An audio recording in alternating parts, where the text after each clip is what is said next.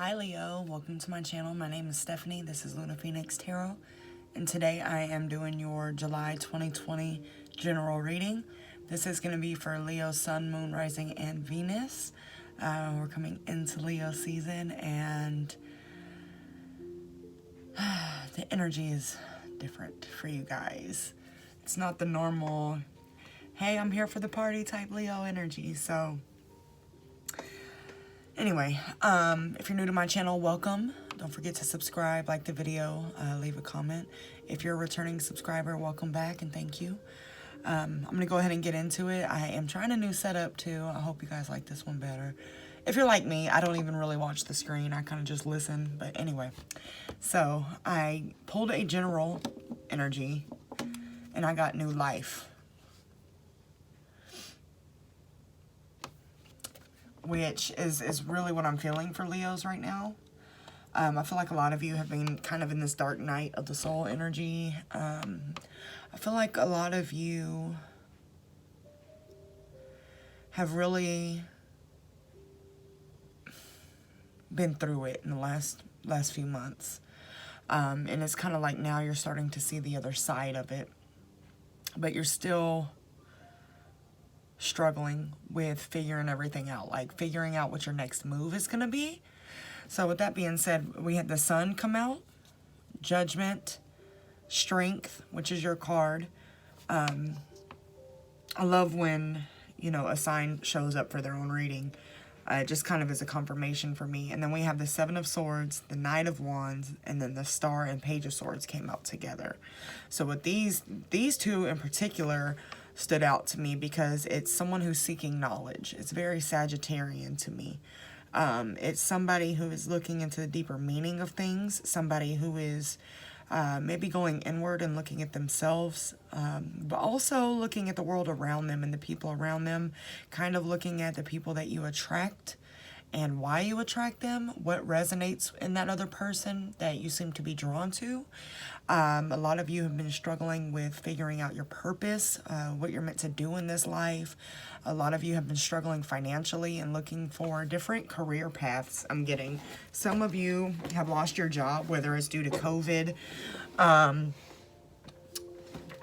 some of you have lost it for another reason that's not necessarily related to COVID. But you are kind of at this place where you're trying to figure life out, basically. But you have been redeemed. The Sun in Judgment is giving me the same type of energy as new life. I want you guys to look at all three of these. Excuse my ratchet ass nails. Alright, so it's just like a free. Like I'm free. And July is going to be a powerful month for you guys. I know we're a little way into July, but this energy is, when you watch this video, it's meant for you. I almost don't even like putting times on my videos, but whatever. Anyway, it's a very liberated type of energy. Like you've been trapped almost, and you're finally able to see the way out. And now it's kind of like you're just putting the pieces together almost. Strength just kind of goes hand in hand with that. You're building up the strength to push forward. It's strength to me is an energy of like coming out of depression. You know, if you're someone who struggles with depression, sometimes the simple act of getting out of bed is just like climbing over a mountain. And you have to go within somewhere and find something to draw yourself out of bed. So I'm getting that energy, and it's causing you to have this drive of figuring out your next move, but you want to do it right. It's like you're not wanting to just go get another job. You're not wanting to just hang out with a new type of friend. You want to have purpose behind whatever it is that you're doing. Excuse me. And that's where the Knight of Wands comes in. That's a passionate energy. That's following something that just sets your soul on fire. And anything less than that is not appealing to you right now. And I believe that's why a lot of you are just seeking knowledge, and just in all facets. A lot of you are waking up and going through ascension.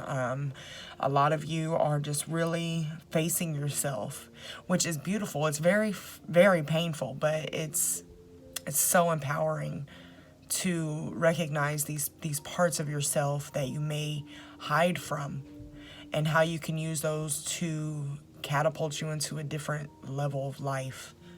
The Seven of Swords here is a card about manipulation and trickery and fuckery and thievery, that kind of energy. It's someone, a thief in the night, that's my card. So I can't tell if it's you or somebody around you. I feel like a lot of you, it's you tricking yourself. You kind of manipulating yourself. Let me think of an analogy here. Spiritual bypassing is what I'm getting. So you'll know that you have trust issues, but instead of addressing them, you just avoid situations that cause you to not have trust, if that makes sense. So let's say you have trust issues because you've been cheated on in the past. So now you've kind of warded off relationships because that prevents you from being cheated on, instead of working on the actual issue of trust and why you don't trust anybody. That's what I'm getting from that card with this reading. But I do want to clarify a little bit here. And if this is resonating, make sure to subscribe. If not, there are other great readers on YouTube. It just may not be your message. As a tarot reader, we connect to the energy that's coming through because someone needs to hear it. So we're reading for thousands and hundreds of thousands of people. So it just may not always apply. So take what applies and leave what doesn't. Father of Swords. This is some father issues here that you guys are avoiding. Or you could feel manipulated by your father or someone who's a father figure around you. We also have the Daughter of Pentacles here. So it stems from childhood. That's a childhood type of thing. It's an escape. You completely block yourself off from dealing with things because you don't want to deal with the bad part of it. But when you do that, you prevent yourself from dealing with the good part of it. When you completely ward off things like relationships, you're also blocking away love and joy and sharing something with somebody. So it's better to just deal with the issues that you have. And it's not to say whoever hurt you just gets a free pass. Okay. The bottom of the deck was Seven of Swords again. But we have the Two of Pentacles here. And it's in reverse. So you are preventing yourself from moving on by staying in this energy, by not dealing with whatever issues. I feel like it's trust issues with you guys. The thing is it's called shadow work. And it's called shadow work for a reason. It's because you're working on your shadow side. Trust issues is a shadow. And a lot of times it's a protection. It's a defense mechanism that we create to keep ourselves from being hurt. So there comes a point in time where you have to heal from that, because you can't move on to the next phase of life blocking yourself from being hurt, because again, you're blocking yourself from other blessings that would come in. Some of you need to have conversations with that father figure. And as I say that, the Three of Cups came out, which is about celebration, community, getting with like-minded people. So connecting with people. I just got the Two of Cups here. Some of you may be meeting somebody new romantically, and your trust issues are going to be put to the test. So having a solid team around you that you can openly express your trust issues or your abandonment issues or whatever it is that's keeping you from wanting to be open to a new connection, having those type of people around is going to be really beneficial for you. But they need to be people who understand what you're going through. In my own journey, I know there are certain people I can't talk to about certain things because they don't get it. And that's okay. We're just on different vibrations. It doesn't make anybody better than the other. It just means we don't match right now. So I discovered pretty much a spiritual community where we all understand what we're going through and there's no judgment. People, not to say the spiritual community isn't judgmental, because it is, but, well, that's another story for another day anyway, but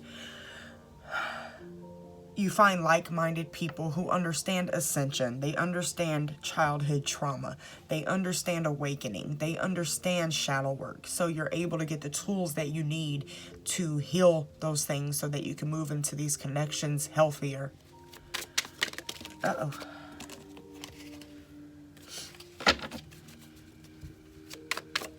Any other messages for Leo? We got the Seven of Wands.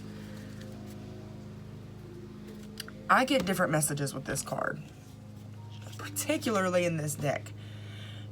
What this is telling me is that you're kind of keeping things at bay. Again, it's a defense mechanism almost, where you're not letting people get too close to you out of fear of being hurt.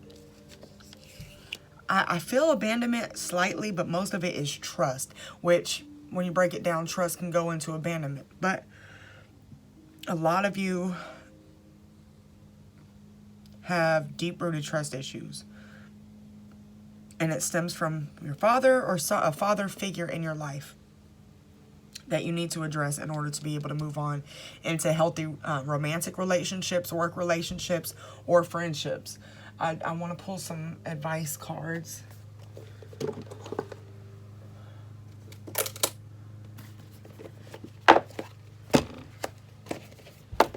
And that's what I mean. This isn't Leo energy to me. This is very almost scorpionic energy.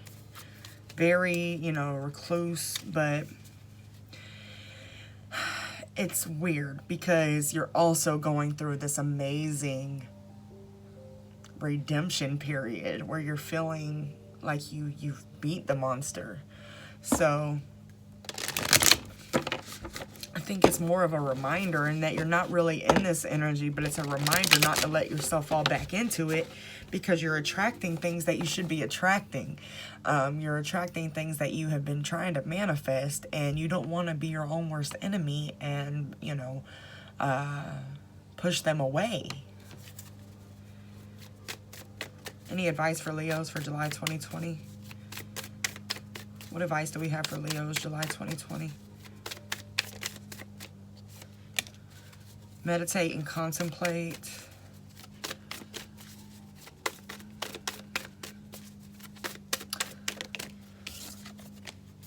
Prosperity lies ahead.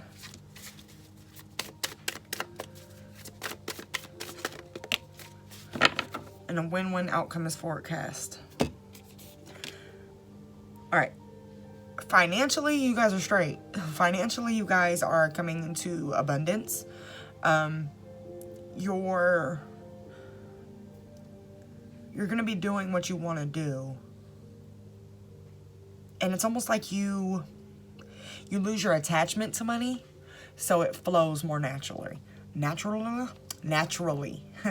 Meditate and contemplate. What that's telling me is get around some water. Pisces is an energy that's very flowy. So you want to be around some running water, a creek or something like that, and it'll kind of ground you. Also, a win-win outcome is forecast. What that tells me is no matter what you choose, as long as you're dealing with this energy, this ability to trust, and you're teaching yourself how to trust people, and you're tiptoeing into it and being gentle with yourself, you're gonna be what's the word I'm looking for? Rewarded, I guess. What you're manifesting is gonna come in. So you just have to make sure that you're manifesting what you truly want. And if it's a relationship or it's some kind of business partnership, you need to make sure that you're ready for it so that you don't push it away. And you do that by doing shadow work. Honestly, my biggest tip for you on trust is to put yourself in situations where you have to trust. Learn to listen to your intuition. Learn to trust your gut for what it's saying and go with it. Set boundaries, be upfront with people. Look, I have trust issues. I require this. If you can't meet me here, then I can't deal with you at this capacity because I require this because I have trust issues. And that's a shadow that I'm working on within myself. Communication is huge when you're going through shadow work. Boundaries are huge because if not, you're going to put yourself in a situation where somebody doesn't understand that you have this specific relationship with trust, and they may do something unintentionally that causes you to not trust them. When if you would have spoken about it, they may take that into consideration and do something differently, if that makes sense. So I'm going to leave that with you guys. I hope it resonates. Don't forget to subscribe, and I will see you guys soon. Take care. Bye.